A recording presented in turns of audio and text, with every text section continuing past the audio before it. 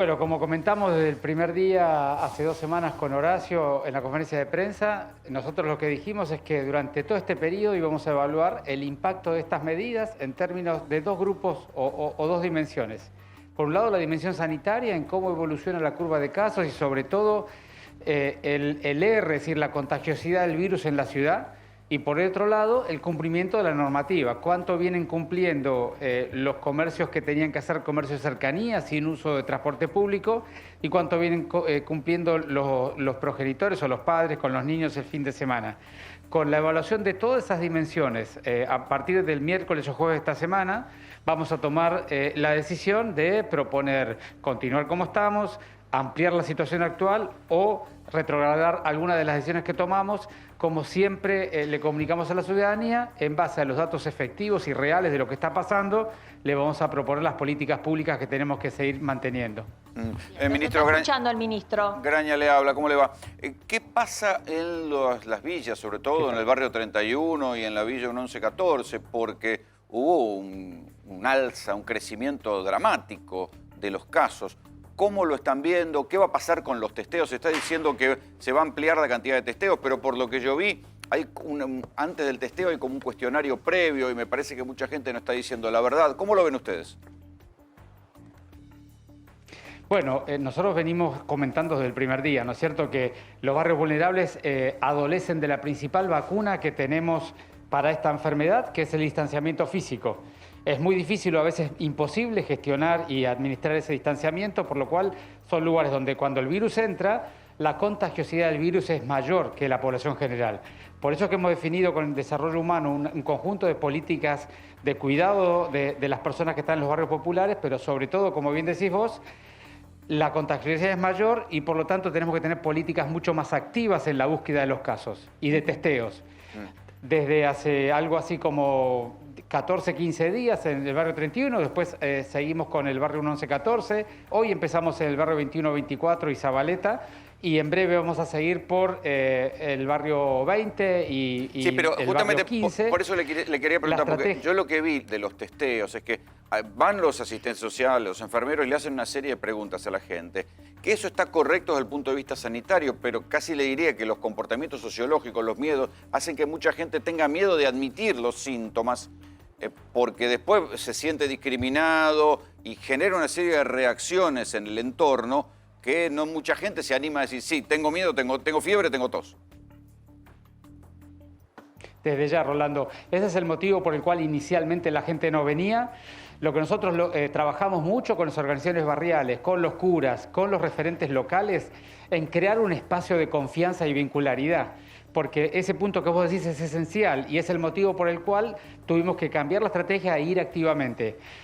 Y por supuesto que esa es una tarea operativa, no solamente nuestra, sino de las organizaciones, de vincularnos con ellos y también cuidarlos y hacerlos sentir cuidado, y que esto no es una estigmatización de ir a buscar un paciente enfermo, sino es estar con la ciudadanía acompañándolo. Ministro, en todo, las políticas públicas tienen que adaptarse a la situación del contexto, y para este contexto tenemos que tener una política pública muy humanizada, muy dialogada y muy acompañada con la gente que tiene vincularidad con la ciudadanía. a propósito de este cuidado, hay una cierta cantidad de camas que están esperando en realidad no a pacientes con COVID, sino a pacientes que por estar en casas en donde son muchas personas, por no poder cumplir con las posiciones de aislamiento, preventivamente se los llevaría. ¿Es cierto que tampoco están queriendo trasladarse las personas mayores a este tipo de centros para no dejar sus casas?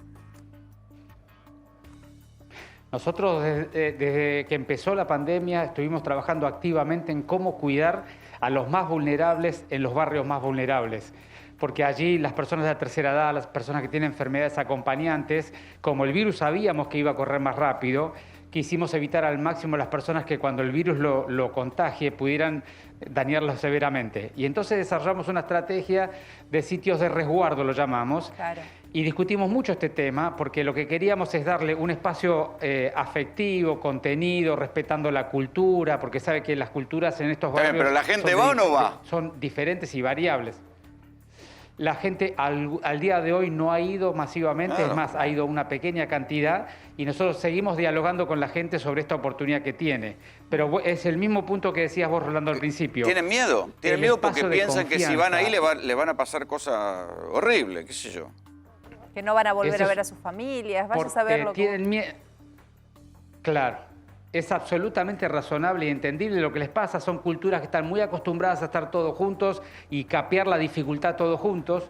Necesitamos seguir construyendo esa relación para que la gente confíe y se mueva a estos lugares que además están dentro del mismo barrio y están cuidados por gente que vive en el barrio.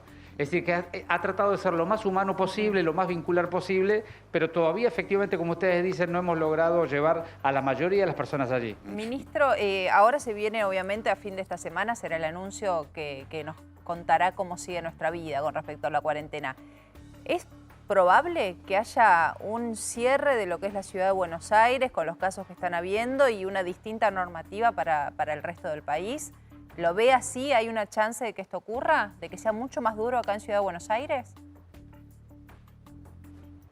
Es muy difícil decírtelo en este momento y con toda honestidad, no es un tema que no lo quiera decir. Es que nosotros tomamos decisiones hace 7 u 8 días y sabemos con esta enfermedad que las decisiones que uno toma y que implementa se ven en términos sanitarios entre 7 y 10 días después. De manera que el impacto real de lo que decidimos la vez pasada y que el presidente y el jefe de gobierno comunicaron, recién entre hoy, mañana y pasado van a empezar a verse. Con lo cual no puedo adivinar lo que vamos a ver mañana y pasado. Cuando lo terminemos de ver lunes, martes y miércoles, vamos a tener una idea bien clara para contestar esa pregunta. Pero la semana pasada fue la semana del estallido de casos, sobre todo en las dos grandes villas de Ciudad de Buenos Aires. Los barrios populares no están aislados del resto de la ciudad, hay mucha gente que va y viene a laburar, incluso en actividades esenciales. ¿No creen que puede llegar a provocar como una especie de efecto, pasados los 7 días, puede hacer crecer la cantidad de casos ya en la ciudad y no tanto en los barrios populares? En realidad son dos cosas diferentes, Rolando. Lo que vimos la semana pasada y que seguimos viendo diariamente es un cambio de la estrategia de testeo. Nosotros hemos cambiado la estrategia de testeo en los barrios populares y por lo tanto hemos aumentado significativamente la cantidad de casos. Una enorme cantidad de ellos de manera oligosintomática o con pequeños síntomas o leves. De manera que todavía no podemos garantizar si la curva verdadera de la ciudad es que está aumentando de manera más acelerada o lo que está pasando es que el cambio de estrategia ha encontrado en estos días, estos últimos 7 días, una cantidad mayor de personas que ya estaban en la ciudad y las estamos identificando así.